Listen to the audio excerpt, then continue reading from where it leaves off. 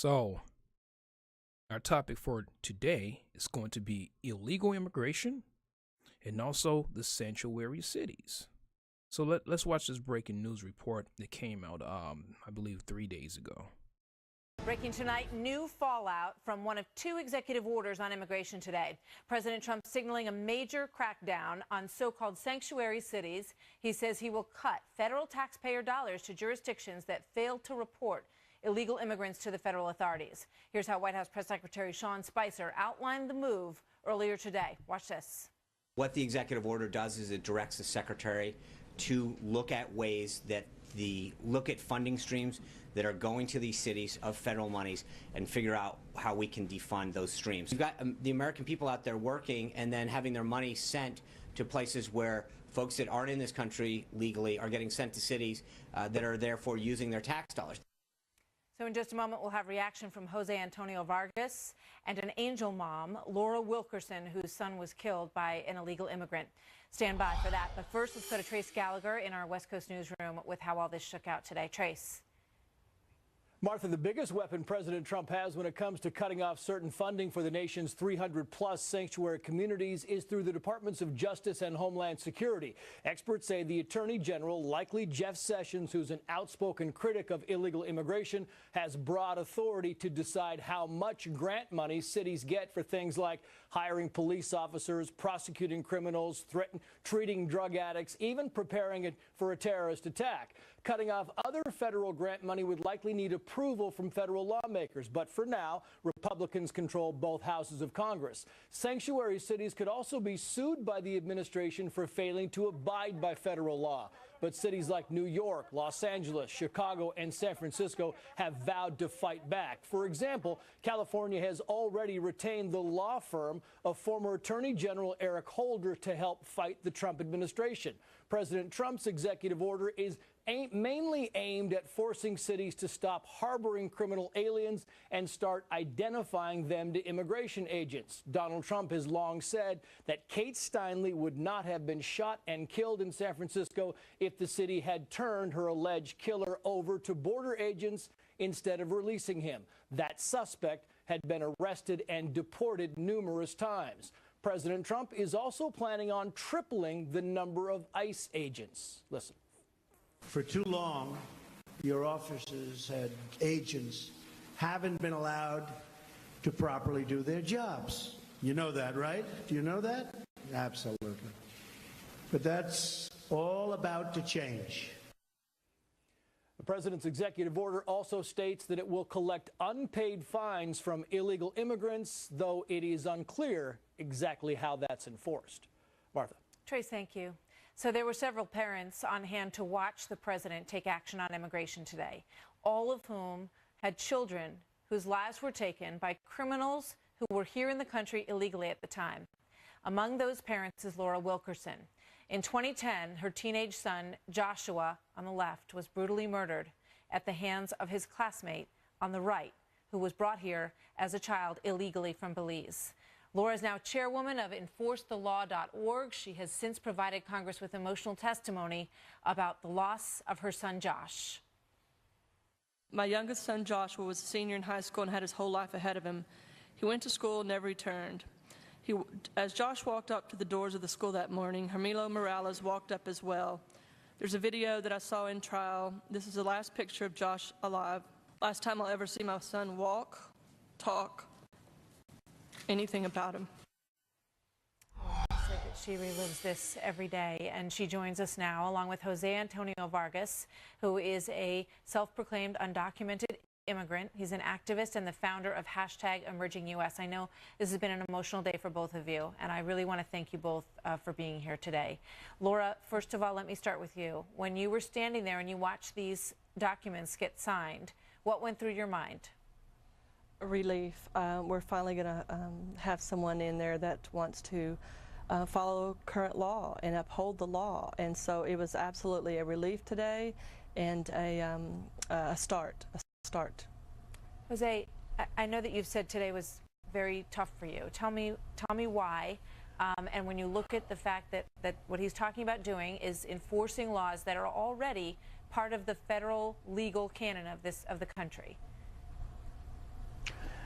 Well, first of all, thank you for having me. I actually met Ms. Wilkerson at the Republican National Convention in Cleveland, and I met her and apologized to her about this whole horrific ordeal that no mother should ever go through.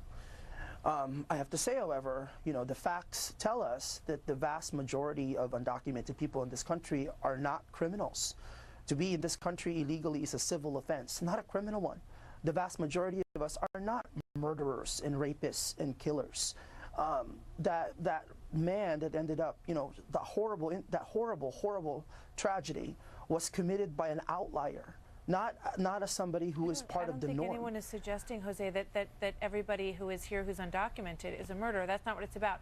What it's about is enforcing the laws that are on the books, and what we've heard tonight from Paul Ryan, and we're going to hear more about, returning people, because I think I would assume that's your biggest concern, right? Is the children like yourself also, who were brought here with their families. But the thing, though, is the implication of the language that we've been using and how we talk about people, right? I have to say, by the way, let's talk about enforcing the laws. When are we going to talk about the American employers who actually benefit and exploit undocumented workers in this country? I'm in California, right, home to 2 million undocumented people. Are we going to talk about the U.S. employers, the American employers, and how they benefit from us? How about Texas? 1.8 million undocumented people in the state of Texas. The construction industry would not survive in Texas without undocumented workers. I think there are two sides to the story. Are we going to enforce those laws? But let me ask you, and Laura, let me ask you to weigh in on this, because you hear what Jose is saying in terms of the people who are here. I assume that you want simply the laws to be followed, and that might lead to fewer workers being here, correct? And then everyone has to deal with that. That's exactly right. And you say you've had a tough day. I don't know if you understand what a tough day is in the life of a parent who's lost a child at the hands of an illegal in this country.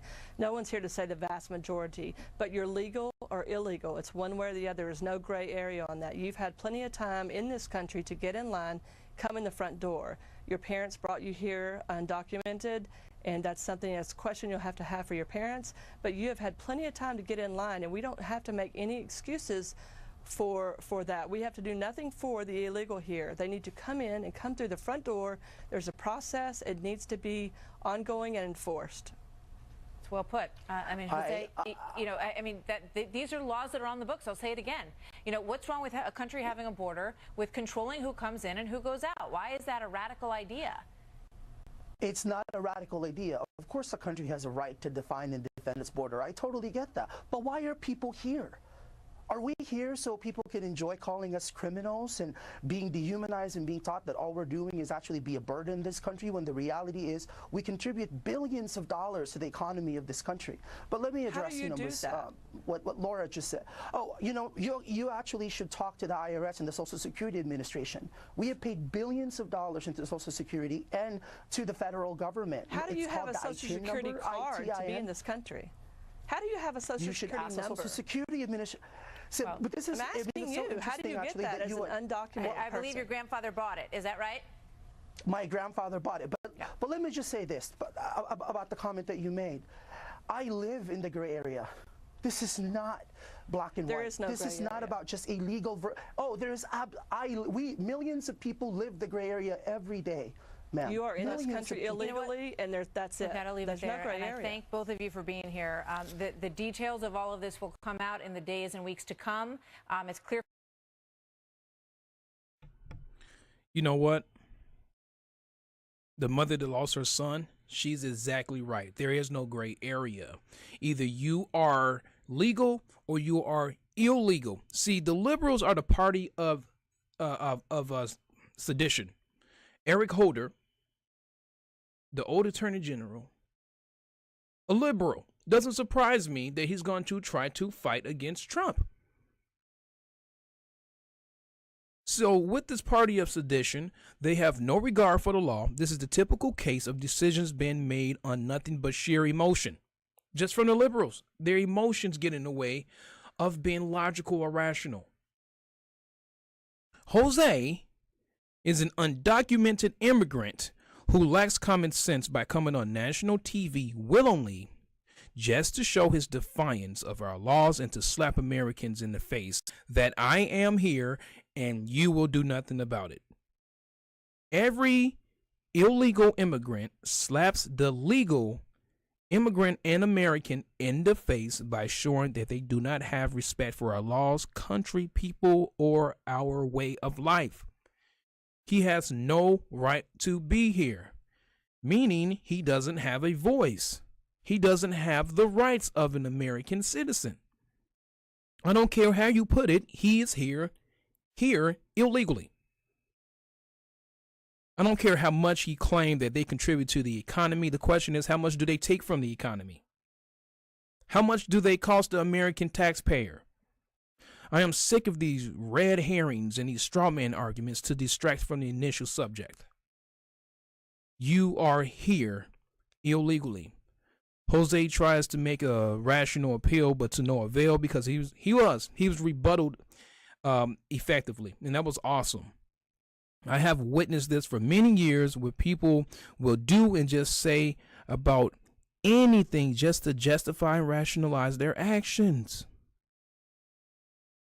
Like it negates the fact that they are here illegally. I think that it shows it's contemptuous.